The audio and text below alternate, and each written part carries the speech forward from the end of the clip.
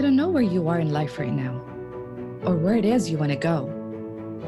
But if you are a curious soul like me, I know this about you. You are searching for greatness in life. You desire financial freedom, and you ask yourself daily how you can master success in business without wasting years of your life. On this show, we're going to interview all the leading experts and influencers in the fields of marketing, mindset, and sales to expose all the tips and tricks you need to accelerate your business and amplify your success. My name is Reem Kharbat, and this is the Entrepreneur Accelerator.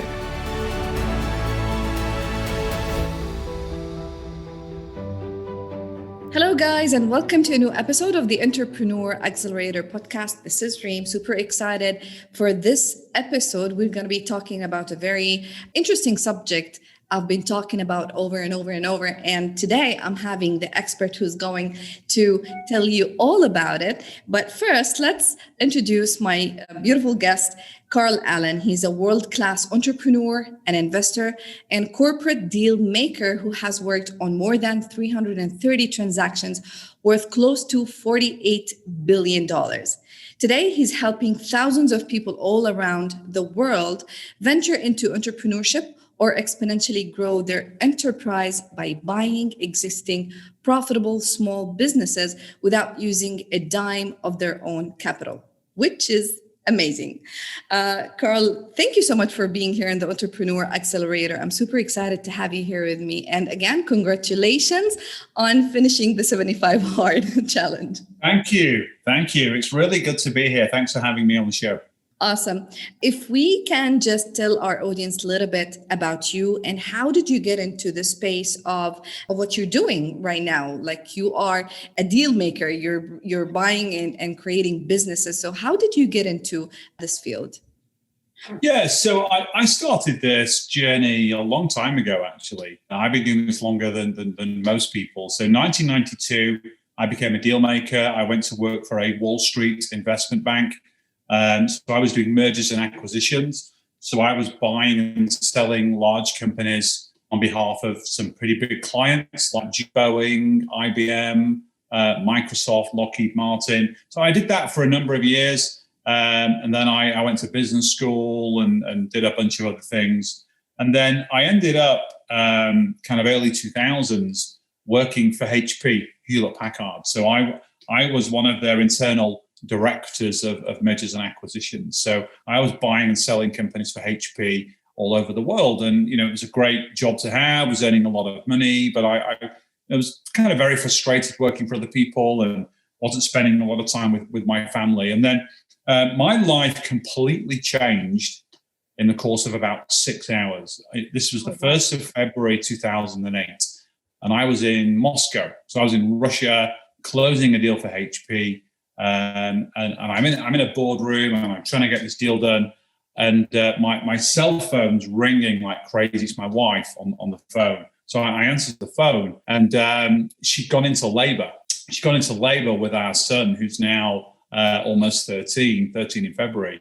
And she said, I don't know what you're doing, but I've gone into labor 4 weeks early. You got to get home right now. So luckily, I had my phone, my wallet, and my passport. So I ran out of the meeting room.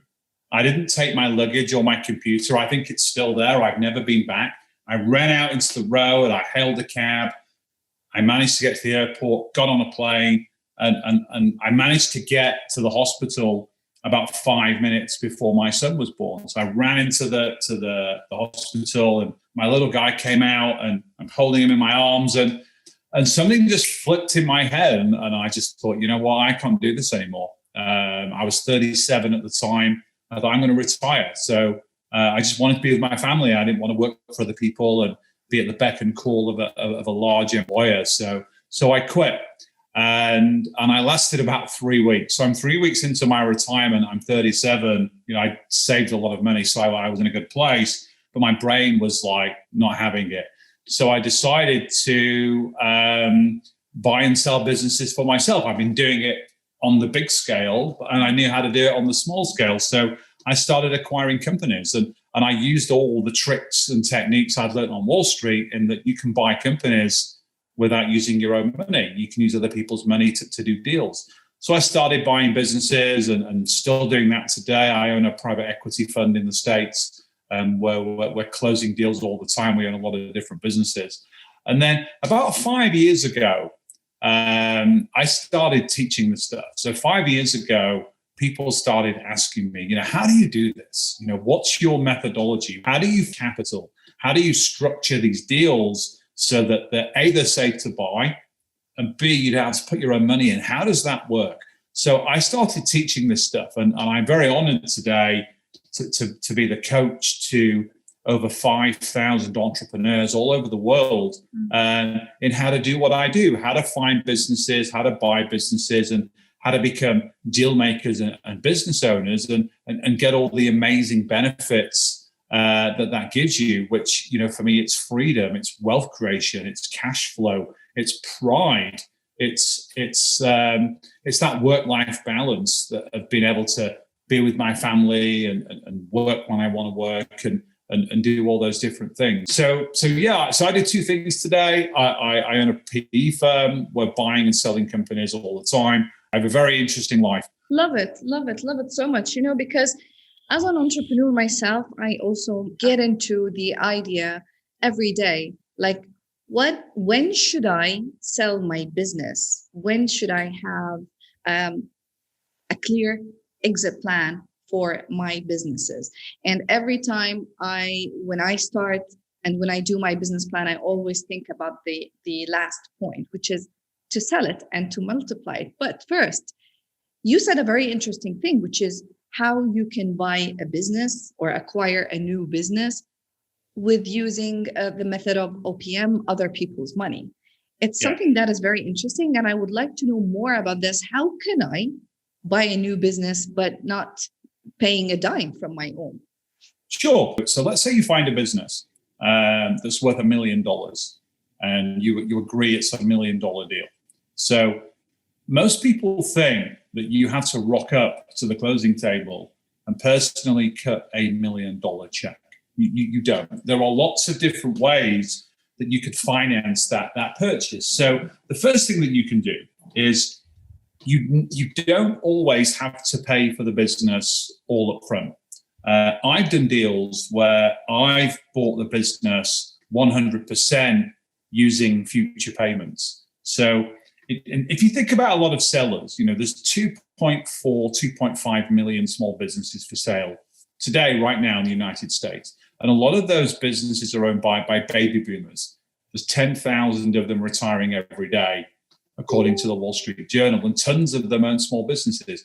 So a lot of those business owners, they don't necessarily need a big pile of cash the day they sell their business. They're happy to take that money over time, and they're effectively getting passive income. So they're still getting the money, the cash flow from their business, but they don't have to go in every day and run that business. So that's one method of buying a business. You can buy it and just pay for it over time. So the business is doing $100,000 a year of profit.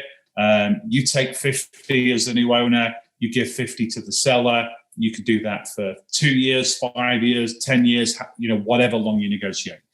Then what you can do is, and it's very rare that happens. I'd say 1 in 10, 1 in 20 deals that you look at, you'll be able to close that deal in that way.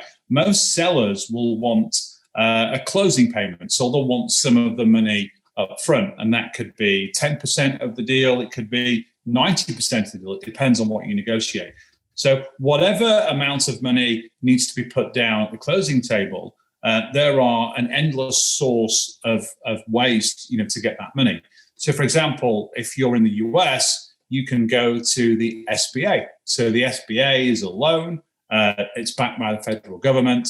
They will lend you 90% of the purchase price of a business. So if you were buying a business for $1 million, they'll give you $900,000 in cash to allow you to buy that business. You just then need to go and find the other 100, which if you don't have it, you can partner with an investor or somebody else that can be your teammate in that deal, and you can put that money in.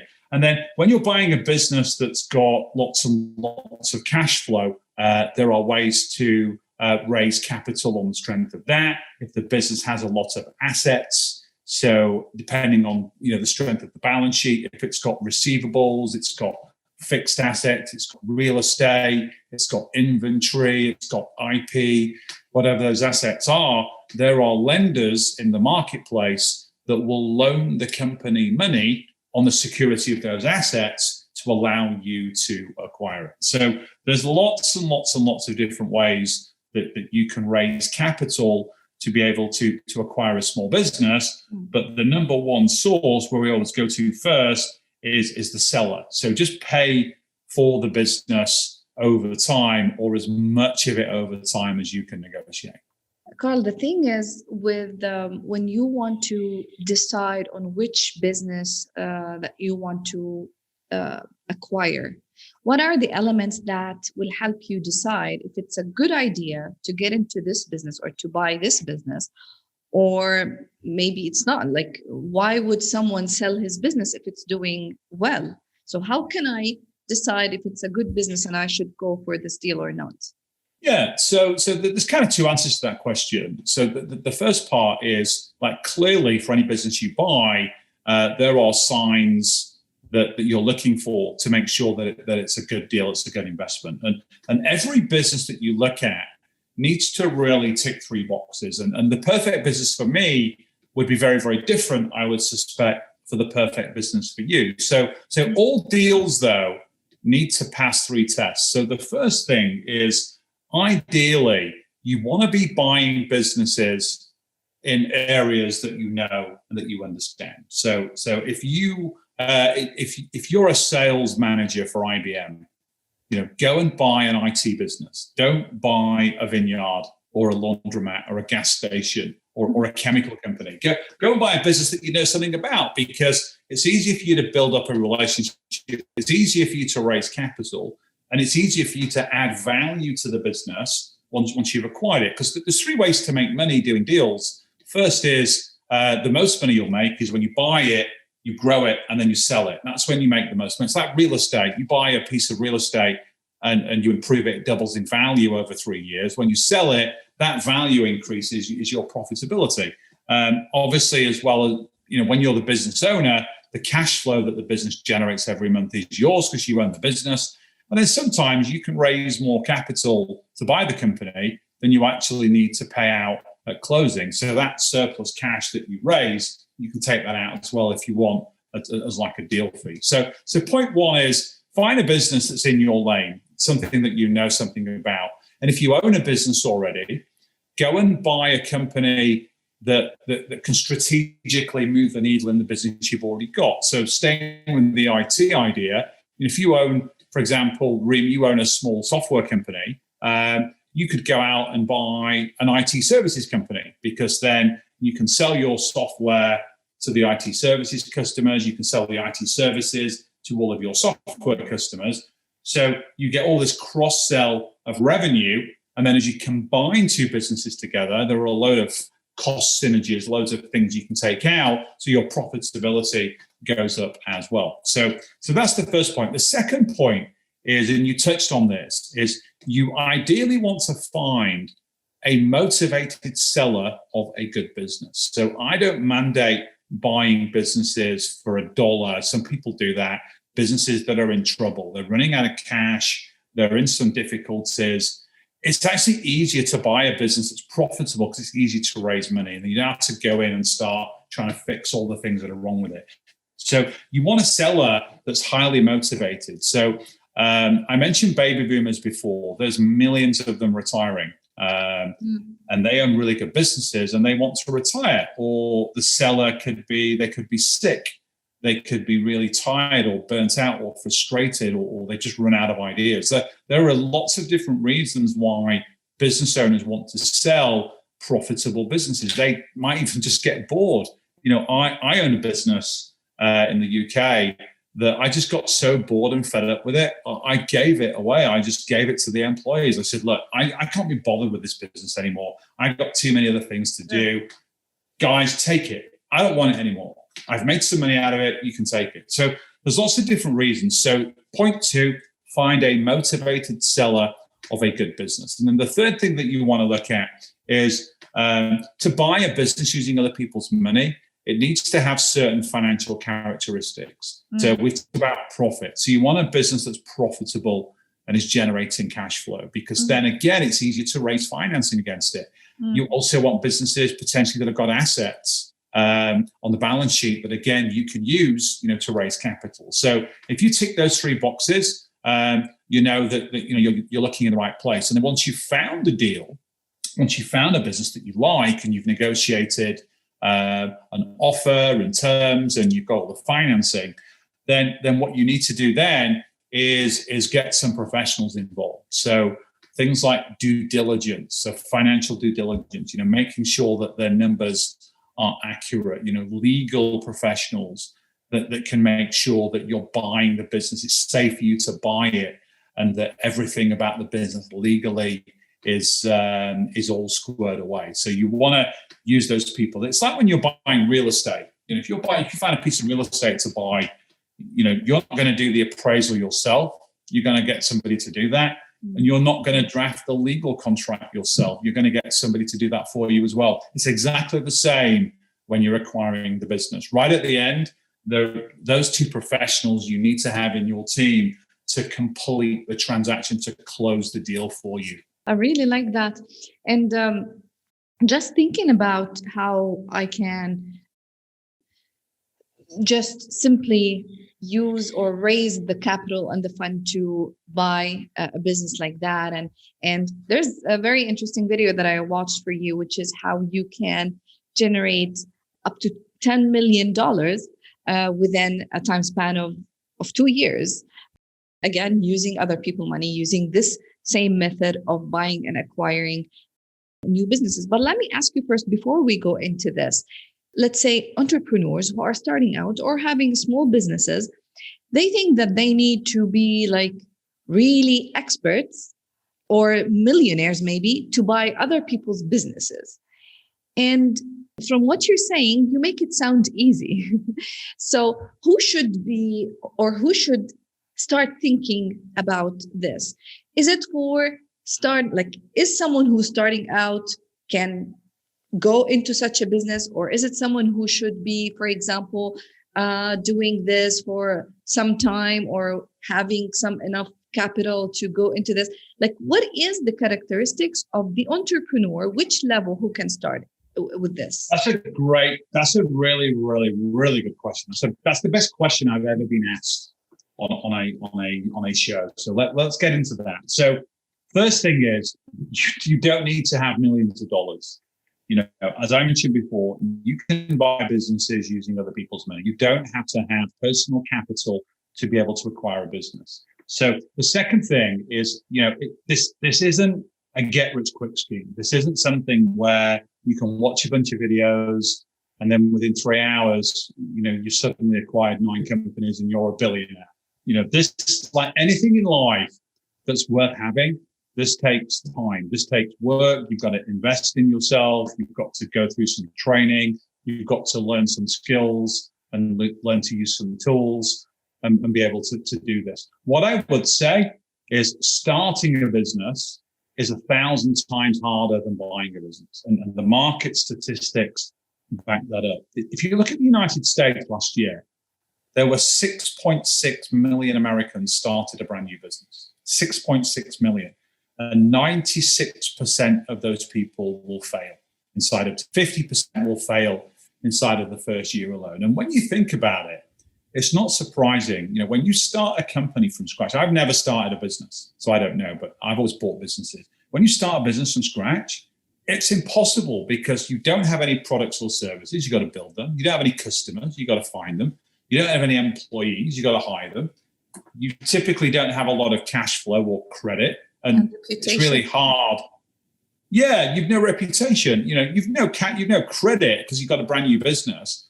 It's 1,000 times harder to borrow money for a startup that doesn't have anything than it is to borrow money to buy a company that's got all of those things that the startups don't have. But if I make it sound easy acquiring businesses, probably it's because I've been doing it for so long. It does take some work.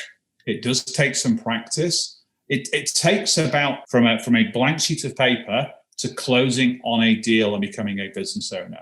And that's you probably spending 6 to 10 hours per week. So you don't have to do it full time. If you've got all the hours in the day to spend on this, you can obviously do it much faster. But most of my students that I coach that have done deals, they've wanted to stay working during the process and obviously have that income. And it's only when they've closed on their deal and they're now generating more money than they were as an employee, then do they make the switch and become a deal maker full time. So in terms of attributes, I mentioned it earlier, really, you want to be doing deals in areas that you know and that you understand. So I use the IBM example. If you're an IT professional, go buy an IT company. If you're an engineer for GE, go buy a small engineering company. Don't buy businesses in areas that you don't know and that you don't understand, because why would you? You don't have the skills or the knowledge to add the value to the business, to make it so much more profitable, so that you can make a lot of money in the future. I do have some instances where students that I've coached, they've said, look, I'm a web designer and I hate web design. I want to get out of this industry. I can't stand it. I want to buy a chain of coffee stores. I want to buy coffee shops. And I'm like, okay, well, if that's your passion is coffee, you want to be a coffee shop owner, you don't want to be a web designer anymore, but you don't know anything about the industry. So go and partner with somebody that knows the coffee industry, knows how to sell coffee, buy coffee, run a coffee shop, hire people, build a supply chain, all those different things. If you don't know how to do that, then never start a company, always buy one. It's quicker, cheaper, far less risky. And number two, stay in your lane. Stay in the area that you know something about. And Carl, is it that you said you're coaching people to do that? You're coaching people to know how to acquire businesses or to become brokers on how to find deals and set people together and get commission on that? Like, what is it that you're helping with? Yeah. So if I look across my entire kind of student base, the deal makers really fall into three categories. So the first one is the engineer at GE that wants to leave GE, wants to acquire a company, and wants to go into that company every day and wants to run it. So they want to be what I call an owner operator. Mm-hmm. So that's about a third of the people that I coach. The second third are people that want to be like me. So they want to be an owner investor. They don't want to be an owner operator. They want to own multiple businesses all over the world and manage those businesses remotely. So if you look at all the businesses that I own or I'm invested in, I don't work in any of them.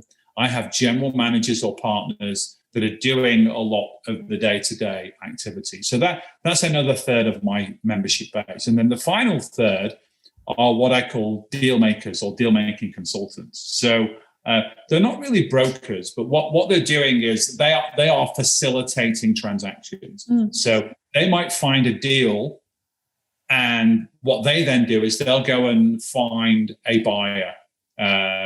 And for project managing that deal and raising the capital and managing the process, they'll get fees, and in some cases even percentages of ownership as part of the work that they're doing. We call that consulting for equity. So there are a lot of people that do that. So I've got lots of students that have got these huge portfolios where they've got ownership percentages. Some cases might only be 10%, other cases might be 40%. They've got all these ownership stakes in all these different businesses, but then every month they're getting dividend checks. They're getting income from all of these businesses that they don't have to operate. They're not in there answering the phones or making stuff or coding software or selling or doing what they're doing. They were just the deal maker that made the deal happen, but they still own a small piece of that business.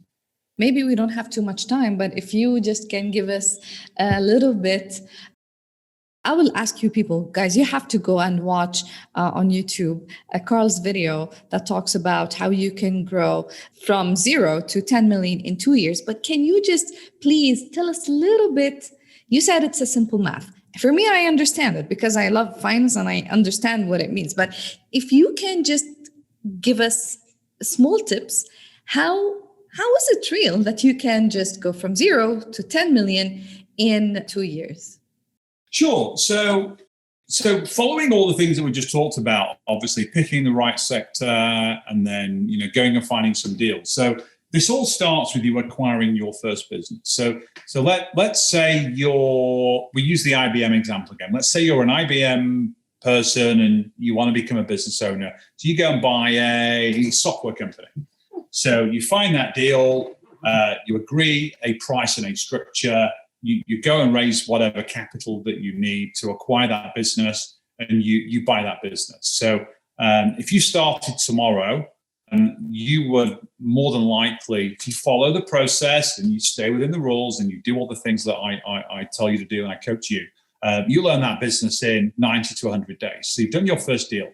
And then what you've done is you then need to separate yourself from the day-to-day operations of that business. So you need a general manager in that business running it for you. So they're doing all the work, and that gives you the freedom to do more deals. So then what you need to do is, once you've done that first deal, is then you look at ways that you can radically scale the business that you just acquired by buying other businesses. And we call those bolt-on acquisitions.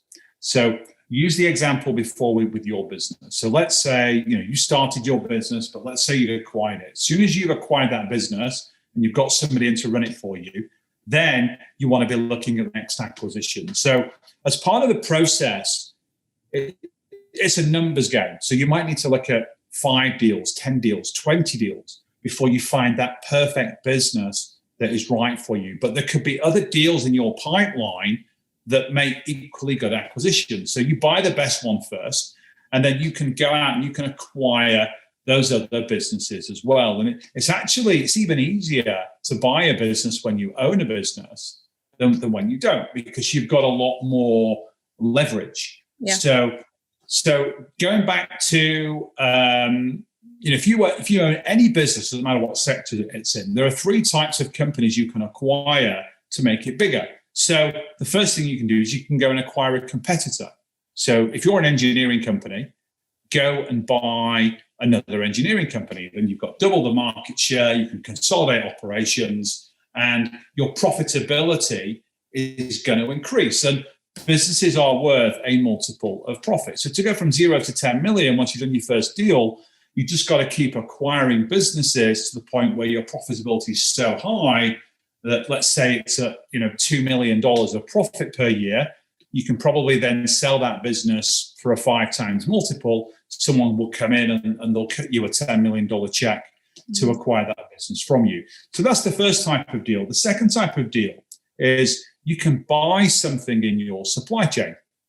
So again, the engineering company, let's say 50% of your revenue that you generate is spent on raw materials, components, other things that you use to build what you're building. So rather than spending that money with somebody else, go and buy the company that supplies you with those raw materials. And then that means instead of you generating, a 10% profit margin, you're now generating a 50% profit margin because you own the supply chain that's serving your business. And then the third acquisition, and this is the most popular, is you buy something into a complementary market. So let's say you own the software business. All of your customers want IT services. You don't have the time or the resources to develop that yourself. So you go and buy it. You're buying the resources and you're buying the revenue, you're buying the cash flow. So then you now own a software company and a services company. You can cross-sell your products and services between those 2 customer bases, whilst at the same time taking out lots of duplicate overhead. So there could be employees that you don't need. There could be 2 facilities consolidating into one. So you're saving on property rent and tax and maintenance and utilities and insurance and all those different things. I have one student who's acquired 73 companies within 5 years. He was an optician, so he worked in an optical business, and he subscribed to my coaching program and said, Carl, I want to buy the business I work for. My boss, my owner, he's retiring. I got no idea how to buy this company. I don't have any money. Show me how to do it. So I showed him how to do it, and he bought that company. And then he's then bought 72 other optical businesses, and he's rolled them all together. And he doesn't work in any of them. He has teams and infrastructure. And then when you think about his business, when you own one location of an optical business, so this is a company that you go and you have an eye test, they sell you some glasses, right? So those frames, let's say they're Ray-Ban frames or Armani frames. If you're one location, you're buying those frames from a wholesaler, you're probably paying $70 per frame, and then you're retailing them at $200. When you own 73 locations, you're probably buying those frames for like $10. So because you're buying in volume, so your profit margins radically increase. So you're only one deal away, really, from building an empire to do some incredible things in your life. It all starts with that first deal. I love it. I really love it. You make me think of a lot of ambitious thoughts just right now, thinking about this and thinking how I can even take this and apply it immediately. And it just, I think there should be some sort of like more knowledge or deeper knowledge in negotiation skills and how to do this. Like if you understand the numbers, and if you, as you said, if you're passionate about, let's say, the business that you're into, if you have the right advice, I think you can just make it happen. And it's really, really interesting topic.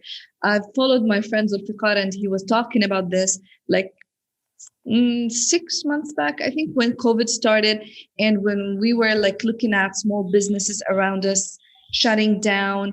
Our friends in Greece, they're because it depends on tourism. So a lot of boutique hotels are closing and shutting down because of cash flow. So it was like providing huge opportunities for other people to buy those hotels and build their businesses. It's really an interesting topic, and I'm really happy that I had you here on the show, because I'm sure that again, it's a great opportunity for entrepreneurs to understand that there are so many other ways other than the traditional way of doing a business, where you can make a lot of money and you can create an empire using or leveraging on other people what they have done. So Thank you so much. That was really, really interesting. If people want to know more about your coaching program and what you're doing more, Carl, where can they find you?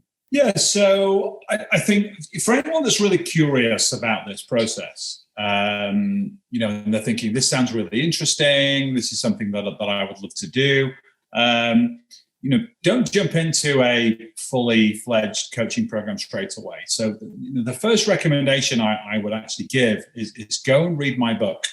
So I wrote a book called Zero Down Business Buying Secrets. So people can buy that book on Amazon. I think it's like $30. Or I'm going to give you a link for people to go and grab a copy of that book. Read that book. I break my system down into its 10 steps. I tell you a little bit more about, a lot of the deals that I've done, a lot of the deals that some of my students have done. And then once you've read that book, it take you probably 2-3 hours to read it. And there's options at the end for people that want to go deeper and want to actually do this. So if people go to trainwithcarl.com/accelerator, so that's trainwithcarl.com/accelerator, you can get a copy of my book, read my book, understand my principles and my system. And then if all that's good and you want to jump into this even deeper, there are options to be coached by me and my team, and join our deal making tribe all over the world, doing some truly incredible deals. It's really amazing. And for me, this is my legacy. This isn't about wealth creation for me. My wealth creation is my PE fund. I have more money now than I could ever spend. But for me, it's about legacy. It's changing the lives of people. And a lot of people that I come across, they remind me of myself back in 2008. They were chained to a job, working for other people, neglecting their family, overweight, not happy. And I love it when people like that go through my program. They got a burning desire to change. They acquire a company, and then they'll acquire another company, then another company.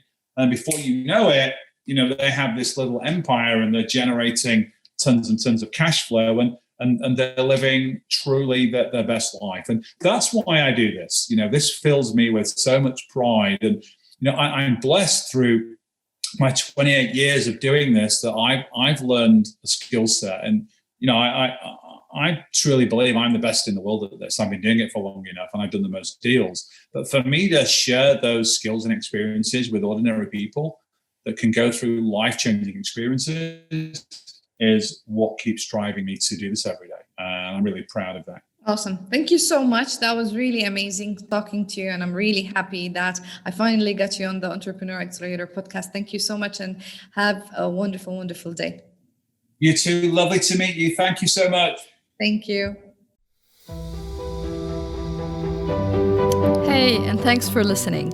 If you've liked this episode and you want to go a lot deeper and you want to learn more about my philosophies and methodologies and tactics on leadership, business, finance, and mindset, everything that I learned and implemented to hit the 7-figure while building a business around your life and family, if you want to create an impact and be a high achiever, then I really encourage you to check out my program, the Business Accelerator Lab. It's transforming lives because it's an implementation lab. The information there is really powerful and very tactical. People have asked me before, Reem, how did you manage to get all that done in just a few years with no following, no external funding? And they asked, can you mentor us? They understand that all great athletes have a coach because a coach holds them accountable. Even superstars have a mentor because a mentor pushes them and challenges them and is honest with them and teaches them. And so if you believe that you are maybe stuck in your life, or maybe you're successful but you want to significantly get to the next level, if that's of an interest to you and you don't want to waste years of your life trying to figure it out, then I'd love to tell you about the Business Accelerator Lab. It's my mentoring program where you're gonna absolutely love it.